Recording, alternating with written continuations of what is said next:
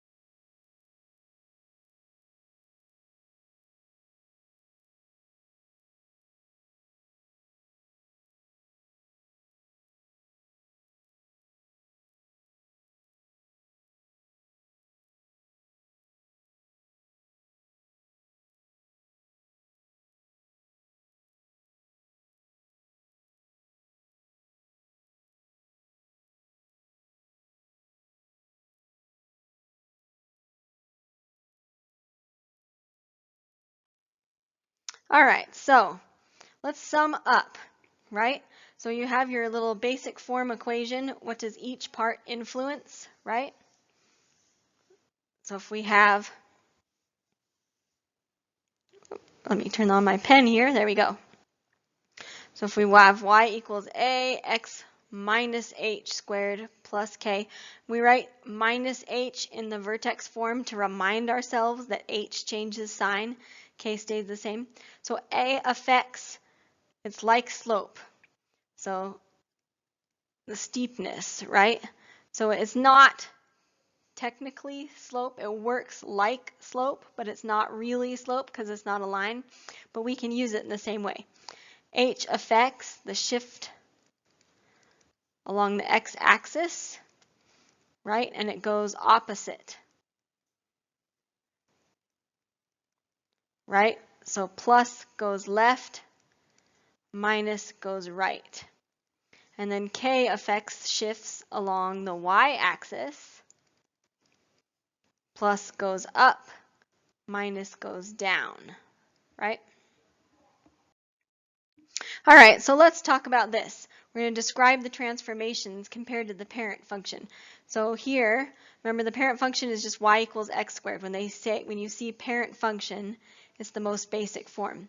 So what do we have? We have x squared plus 1.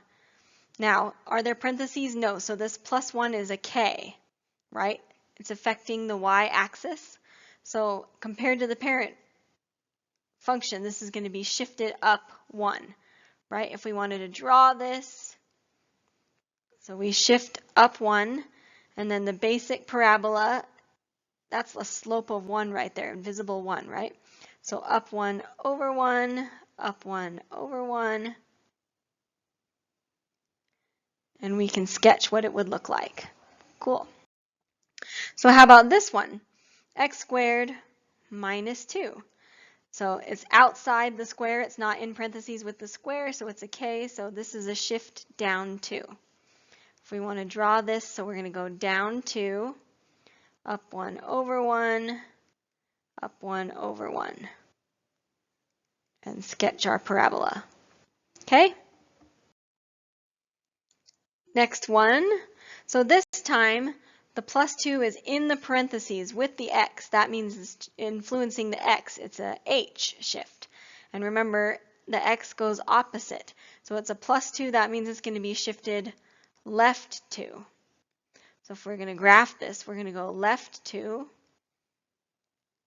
right? And then up 1 over 1, up 1 over 1,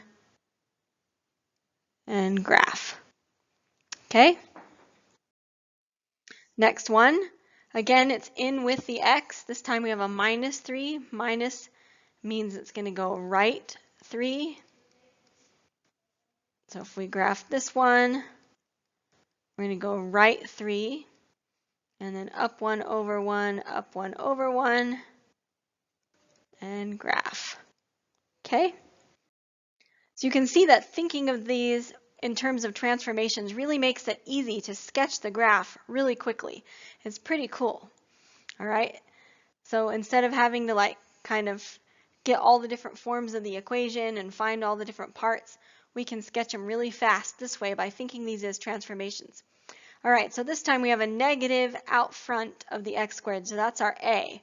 It's like an a is an invisible negative 1, right? So negative 1.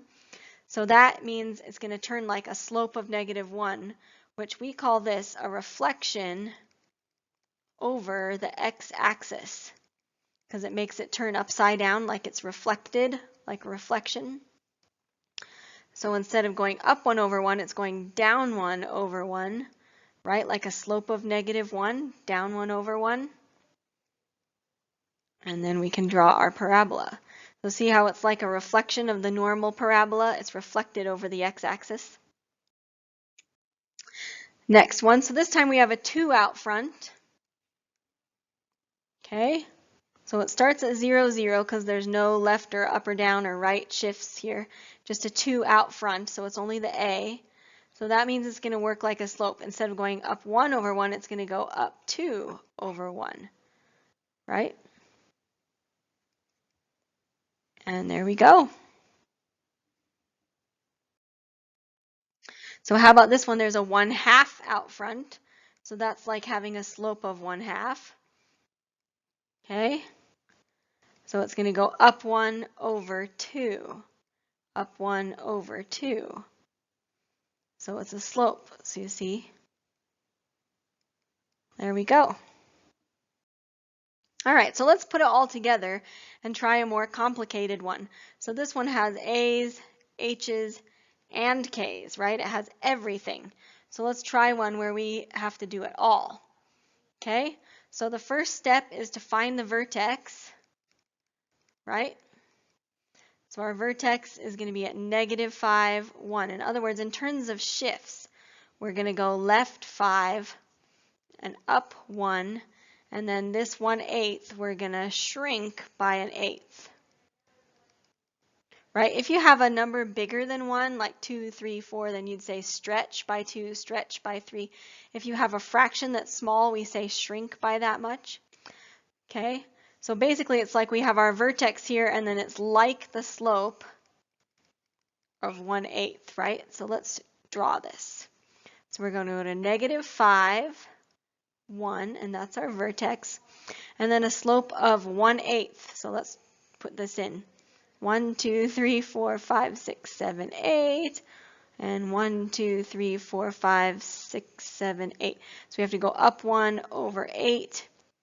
Whoops, up 1. Sorry about that. I need to go up 1 first, huh? So up 1 and over 8, up 1 and over 8. So this is going to be a really, really wide parabola, right? Fractions make the parabola wider. Let's try this one. Okay, so I've got a negative out front. That's a reflect over the x-axis. It's going to make it go negative, turn upside down. And then I have a 2 here. So let's stretch by 2. And then a 3 in here with the x. Remember, it goes opposite, so that's going to be a left 3. And then finally, a minus 5 on the outside is going to make it go down 5. So in other words, our vertex is at negative 3, negative 5, and then it's like the slope is negative 2. So let's try this. So negative 3, negative 5, and then a slope of negative 2, down 2 over 1, down 2 over 1. And there we go. Okay, so last one. Again, we have a negative out front. That's a reflect over the x-axis. And then I have a 4, so that's a stretch 4. A 10 in here with the x, and it's a plus, so that means it's going to go left 10, and then finally down 9. So in other words, the vertex is at negative 10, negative 9, and it's like we have a slope of negative 4. Okay, so this is going to be like pretty far down, so let's go like this. So 1, 2, 3, 4, 5, 6, 7, 8, 9, 10. 1, 2, 3, 4, 5, 6, 7, 8, 9. So there's our vertex, and then slope of negative 4. So down 1, 2, 3, 4, and over 1, over 1. There we go. Okay, so that's it. Now try your homework. If you have questions, send me an email or a remind text, or you can jump onto my virtual office hours on Zoom on A days at 10 or 1. And make sure you take pictures of both this and your homework and get them sent in to me. Thank you.